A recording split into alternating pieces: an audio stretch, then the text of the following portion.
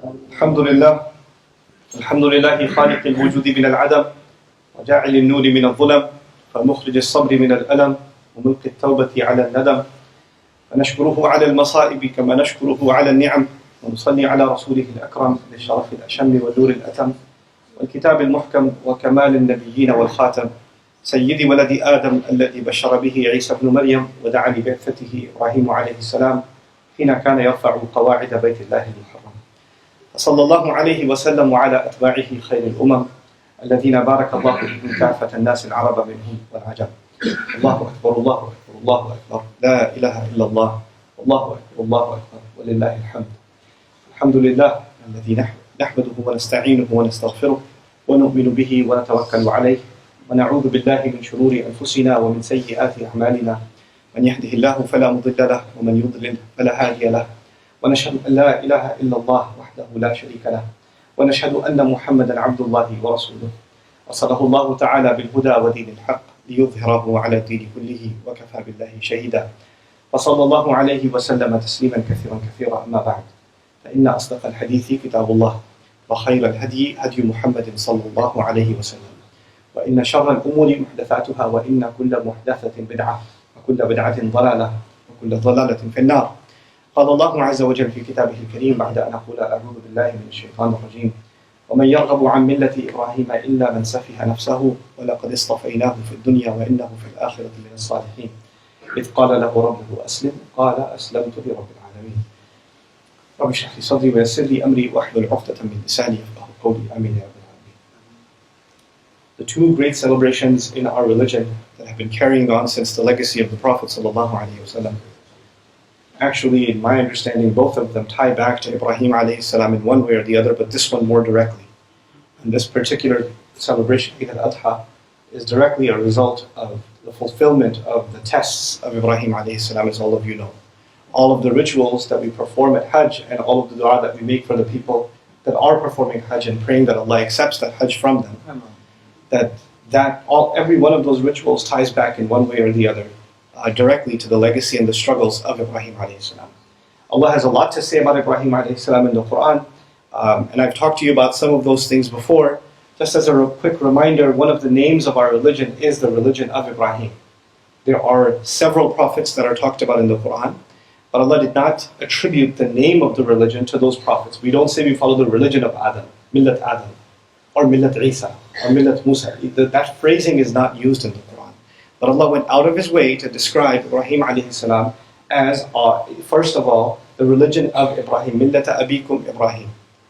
And interestingly enough, it's not just Millat Ibrahim, like in the ayah I'm hoping to share with you today, where Allah Azza wa Jalla says, وَمَنْ يَرْغَبُ عَنْ مِلَّةِ إِبْرَاهِيمَ إِلَّا مَنْ سَفِيهَ نَفْسَهُ. Who would turn away from the religion of Ibrahim except somebody fooling themselves? Other places you would add another wording in between, and that's that He's our father. Millata Abikum Ibrahim, huwa sammakum al-Muslimin.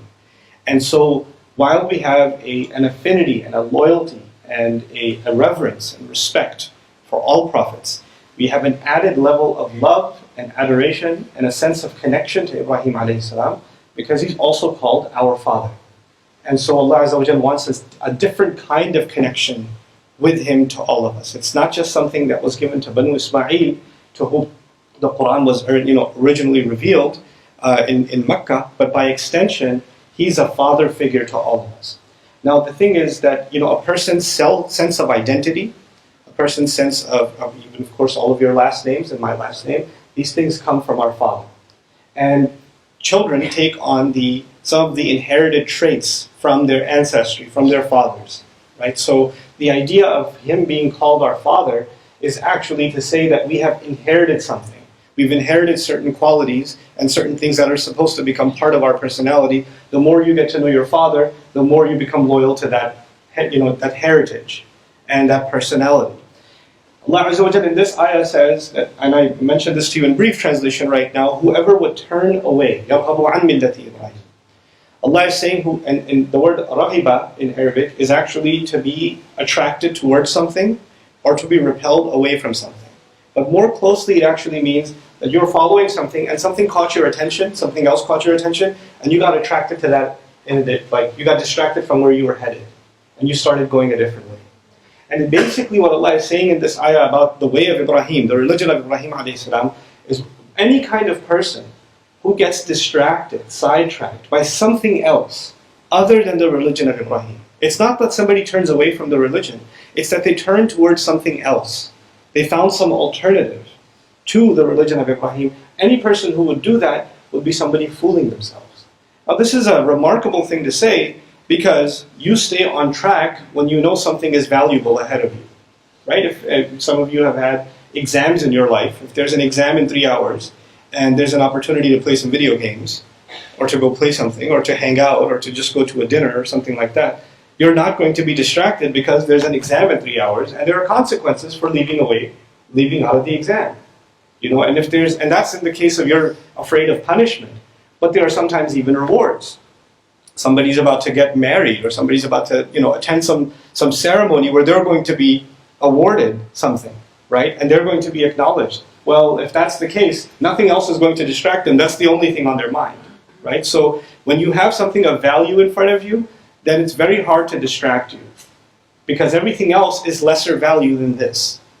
Now that's ironic, because the legacy of Ibrahim alayhi salam is a legacy full of very difficult trials. I mean, if you look at it from an emotional point of view, Ibrahim alayhi salam as a very young man had to leave his home. That's not an easy thing to do, to become homeless. And he didn't have a place to go. He didn't have money, he didn't have a job, he didn't have any of those things. But just because he wants to be loyal to Allah, he's leaving the home. Later on in his life, he's basically, he's about to be killed, burnt alive, because of what he believes. And you could turn away from that and just say, okay, fine. I take back what I said. I'm sorry for what I did. And we don't have to go this far. But he doesn't do that. He stands his ground, even though he's supposed to face this terrible, terrible catastrophe. Later on, Allah will give him a trial, and you guys know so many of them. He's going to give him the trial of, once he gets married, he keeps seeing in his dream that he's slaughtering his son. He tells his son, I keep seeing in my dream that I'm slaughtering you. First of all, seeing that dream is hard enough. Telling your child that dream must be a challenge by itself. How do you tell your son that I keep envisioning that I'm killing you? And so one trial, and of course even before then, to leave his family, the ones he loves the most, and he made so much dua to have a child, and finally he has a child, and then Allah says, okay, now it's time for you to leave this child in the middle of a desert, which basically means in the middle of death. That's what that basically means. And you're going to do that if you're loyal to me. That's your test. Just completely surrenders this instruction. One trial after the other, and each one of them, I want you to think about, and I want myself to think about the emotional difficulty it must be to fulfill any one of them. To leave your family, to be abandoned, to be scared, to be alone by yourself, to not know where your next meal is going to come from, to not have a place to go to sleep, to then be an entire mob of people ready to kill you. And then on top of that, what's going to happen to my child? What's going to happen to my wife? Who's going to take care of them? And every single one of those trials, is enough for a person to say, I can't do this. I can't do it. This is too much. And he keeps on giving in to Allah's commands. And Allah describes, إِذْ قَالَ لَهُ رَبُّهُ أَسْلِمْ, whenever Allah told him to surrender, just give up. And the idea of surrender, when soldiers point a gun at somebody and they say, I surrender, that's actually not Islam. That's the meaning of surrender. Salam comes from peace and surrender, meaning not only do I give in to Allah's command, I'm completely at peace with this surrender. Like I'm totally okay with this surrender. I have no reluctance in my heart about this surrender that I've just done. Sometimes we obey Allah, but in our hearts, like, I'm obeying Him, but I really wanted to do this other thing. Okay, fine, I'll obey Him. That's not surrender. That's actually reluctant obedience, And even when you do it, you're like, I'm not sure if what I'm doing is the best thing for me, because what I really wanted to do, I didn't get to do. Because Allah wants me to surrender this way. Actually, Allah says, وَمَا جَعَلَ عَلَيْكُمْ فِي الدِّينِ مِنْ حَرَجٍ مِلَّةَ أَبِيكُمْ إِبْرَاهِيمَ. He didn't allow for any tightness in your chest, in your religion. You're the religion of your father, Ibrahim. You're the way of your father, Ibrahim. Why did he say that? Because when we are to learn from the heritage of Ibrahim a.s., we have to learn to submit our emotions, not just our actions. And that's really what my khutbah is about today. It's not that Allah is just demanding ourselves to pray, or He's demanding us to sacrifice an animal, or He's demanding us to fast. Those are the submission of our body and our limbs. But He actually wants our emotions to be submitted. Like He wanted Ibrahim a.s. love for his family to be submitted to His love. He wanted his fear of a burning fire to be submitted to the fear of Allah. He wants every one of those emotions to be checked. And the thing is, you can obey Allah and I can obey Allah on the outside. It's actually not that hard to pray. It takes a couple of minutes. It's not that hard to eat halal. It's not that difficult. But the emotions inside that we have that people don't see, the thoughts that we have that people don't see, submitting them to Allah, now that's a real challenge. That's a very difficult thing to do. To submit, to surrender my love and my desire and the things I want, the things I've been thinking about, and to make sure they are under Allah's submission. They're not going to cross Allah's lines. And when Allah wants me to give up some of them because they're not okay, they're not permissible, I'm going to happily give them up. And how can somebody develop that kind of thinking? It's an easy thing to say, but how do we develop that kind of thinking? You see, this is why Ibrahim a.s., Allah didn't just say he submitted. He said, إِذْ جَاءَ رَبَّهُ بِقَلْبٍ سَلِيمٍ. He came before Allah with a heart that was at peace. With a heart that was at peace. It wasn't just that his body was submitting, and his tongue was submitting. His heart was completely at peace and surrender before Allah. Now, how do we get to do that? Well, the thing is, if you think about the things we give into, if you and I think about the things that we do, in fact, do, and sometimes we do them in disobedience to Allah, it's because we fall in love with something, or we really want something, and that love and that desire for it, or the fear of something else, is so powerful that we can become blind to everything else. You can't see anything else. Allah Azza wa Jalla wants us to understand that the love He has for you and me, and the love we're supposed to have for Him, is so powerful. First of all, His love for us, before we understand our love for Him. Because often, even when I was younger, I'd hear khutbahs about how we have to love Allah, we have to love Allah, we have to love Allah. And I used to keep thinking, sitting in the khutbah, how do you do that? How do you love Allah? I don't get it. I know how to love video games. I know how to love my favorite movie. I know how to love my family. I don't know how to love Allah. What does that even mean? How am I supposed to love Allah? The thing is, if you and I can recognize how much love He gives us, it becomes easier to love Him. When we internalize that nobody will care for you, nobody will love you, nobody will provide for you, nobody will give up on you like Allah Azza wa Jalla. Everyone else that you and I love, that we care for, if we mess up, they're going to get upset. They're going to get upset. It's not they can say I love you unconditionally. It ain't unconditional. If you cross the line with somebody, if you disrespect someone, if you cheat someone, if you hurt someone, if you abuse someone, maybe first, second, third time they might take it. They might tolerate it, but a time will come where they're going to say, I can't take this anymore. I loved you, but I don't feel that anymore because I'm not feeling it from you, so I can't give it back. Because love is a reciprocated emotion, And if you're not getting it, it's hard to give back. And you can get to a point where there's someone that you love so much that all you do is think about them, to the point where you're so numb that even when you see them, you're like, I wish I could go somewhere else. I don't want to see them. Now, how does that happen? Because that love has been violated over time, and the love you may have has been decreased and decreased and decreased and decreased. The thing with our love, with Allah's love for us, is we violate our love for Him all the time. We disobey Him all the time. We forget Him all the time. We disregard Him all the time. He asks us not much. He asks us very little, and we don't even do that. And we do it all the time. We dismiss His words all the time. It's easy to understand when you're talking to somebody and they're ignoring you. You can see that they read it, but they didn't respond. What does that do to you? Excuse me? How are you? I just talked to you and you ignored me? I just said hello. Hey, what's up? I miss you. Where's my I miss you back? Where'd it go?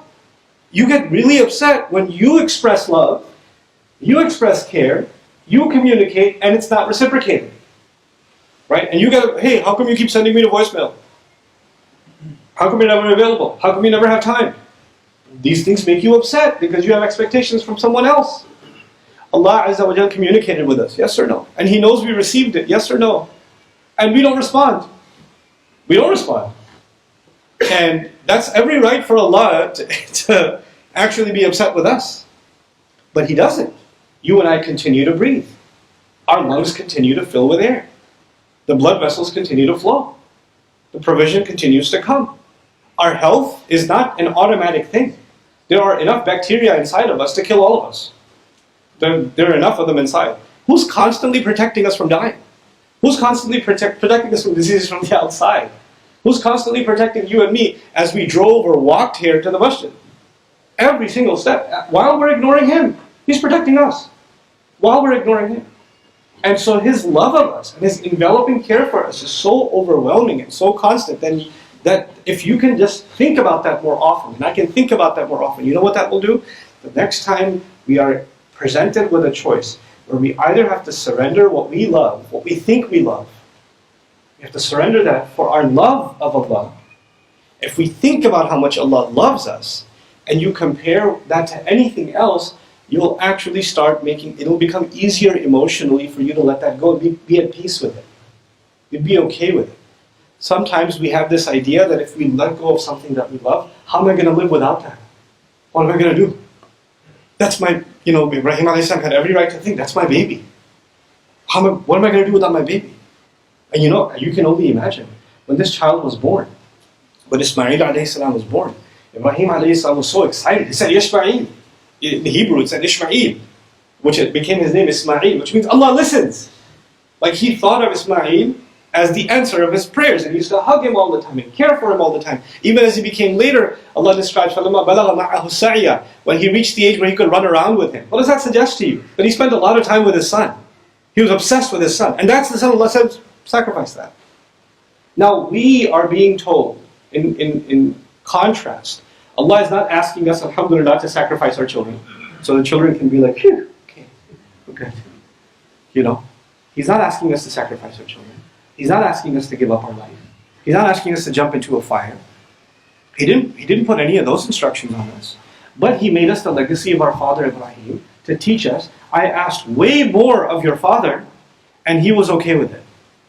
I asked a lot more of him, and he was fine with it. And I'm asking a lot less from you. He's not asking a lot from you and me. But you're still not okay with it. You still have struggle with it. And whatever He asked of him is out of love for him. And whatever He's asking for us is out of love for us. So here's the last thing I want you to think about as I end this khutbah. You see, our main connection to Allah is dua. Our main connection to Allah is dua. In the last week's khutbah, I talked to you about dua. But I want to add some things to that. Just so you and I think about the relationship of dua with Ibrahim a.s. and Allah. Like, how did they connect through dua? You see, what we learn from his legacy is that when you completely, in your heart, give up before Allah, then you will have the ability to face any problem. When you give up, you surrender that Allah knows best. And if He wants me to do this, that's what I'm going to do. And you give in, and you just do it, completely trusting Him, and letting go of all of your doubts, all of your fears, all of your anxiety. You just let that go. You let your heart, before your actions, before your tongue, you let your heart be at peace, and you give up, then Allah will bend the laws of nature for you. Then Allah will make a fire cold. Then Allah will make a knife no longer cut. Then Allah will make a desert that for hundreds of miles in every direction, there is no water to be found, and a wellspring will come out that, can you imagine, millions upon millions upon millions of people, dozens of millions of people are drinking from a well every year for thousands of years. Just imagine the amount of water that's coming out from the middle of a desert. And that much water is enough to create agriculture for an entire nation. To do that. And that's in the middle of a desert, burnt rock. Not a tree to be found. And yet there, Allah Azza wa Jal will do that because He completely surrenders. He completely surrenders before Him. Allah will provide ways for you. Allah will not get rid of your challenges. Allah will not tell Ibrahim, okay, you don't have to jump into a fire. Alright, fine, I know you're willing to do it, but you don't have to sacrifice your son. No, He'll put us through the test. The test will not go away. No matter how much dua you and I make, the dua will not get rid of our tests. Well, you know what dua can do? If we completely surrender before Allah peacefully, then He will give us miraculous strength to deal with that test. Like you thought it was impossible to go through that test and you just go right through it. He'll go right through it. And that's actually the power of dua. The dua, when it comes with surrender before Allah. You know, it would have been much easier if we just, if a dua was there to get rid of our problems. My first dua would be, Ya Allah, kill shaitan, problem solved. Everybody make dua, let's just get shaitan killed, then, you know, we don't have to deal with anything. It would have been much easier if Musa alayhi salam, Allah gave him a giant snake, right? He gave him a giant snake. When he walked into the Fir'aun's castle, he didn't have to give a whole speech. He could have just dropped the snake, let the snake eat Fir'aun, we're done. Egypt's problem solved. Allah does not get rid of your problem. Allah gives you the strength to deal with your problem. And that strength comes from dua. Yes, Allah will provide. Allah will give rizq. But Allah will not get rid of our challenges. Actually, this world is challenges. وَلَنَبْلُوَنَّكُمْ بِشَيْءٍ مِنَ الْخَوْفِ وَالْجُوعِ وَالنَّقْصِ مِنَ الْأَمْوَالِ وَالْأَنفُسِ وَالثَّمَرَاتِ وَبَشِّرِ الصَّابِرِينَ. We're absolutely going to put you to the test with all kinds of things. Bishay. Some of them will have to do with fear. Some of them will have to do with hunger. الخوف والجوع ونقص من الثمرات. You know, with loss of money, loss of children, people, loss of people. It's interesting. He said والأنفس. He didn't say children. People, meaning you might lose people in your life because you submit to Allah. People you love. People you care about, but being close to them is making you disobeying Allah. So you might get rid of some of those. You might have to, you know, wash those people out of your life because you're surrendering to Allah, and that's going to hurt because we love people. And then this is what thamarat and fruits, meaning fruits is a farmer puts in work, a gardener puts in work. The fruit comes at the end of the season. So now you have nothing to look forward to because the fruits aren't coming. The fruits you were hoping for, you have to abandon. And he says, وَبَشِّرِ الصَّابِرِينَ, congratulations to those who are going to be patient. Or who are going to persevere. So this ayah was, who will turn away from these trials and surrendering before Allah happily while they go through these trials, except somebody fooling themselves. So as I leave you, let me just take a minute and tell you about fooling yourself and me fooling myself. If we think that not surrendering to Allah will make our life easy, meaning jump into a fire or stay back here, staying back here seems a little easier. If we think staying back is easier, then actually we're fooling ourselves. We're kidding ourselves. Ease comes from Allah. Peace comes from Allah. You might think you made your financial situation easier. You might think you made your family situation easier. You might think you followed your heart's desire at the expense of obeying Allah, and somehow you made things easier for yourself or your feelings. Let me tell you something. When you surrender before Allah, you get a calmness and a peace inside of your heart. And when you don't surrender to Allah, no matter what you do, no matter what you think you're doing to make yourself happy, you won't find peace. There's not going to be any contentment. You think there will be, but there won't be.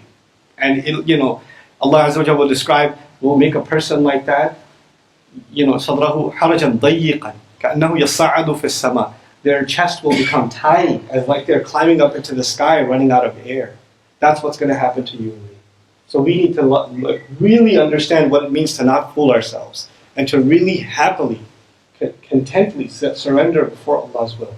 And Allah Azza wa Jalla give all of us the strength of heart to do that and to contemplate that for ourselves and to really become part of the religion of Ibrahim alayhi salam. Barakallahu li wa lakum fil Qur'an al-Hakim wa nafa'ani wa iyyakum bil ayati wa dhikr al-Hakim. Allahu Akbar, Allahu Akbar. La ilaha illallah, Allahu Akbar, Allahu Akbar. Wa lillahi alhamd. Eid Mubarak to all of you.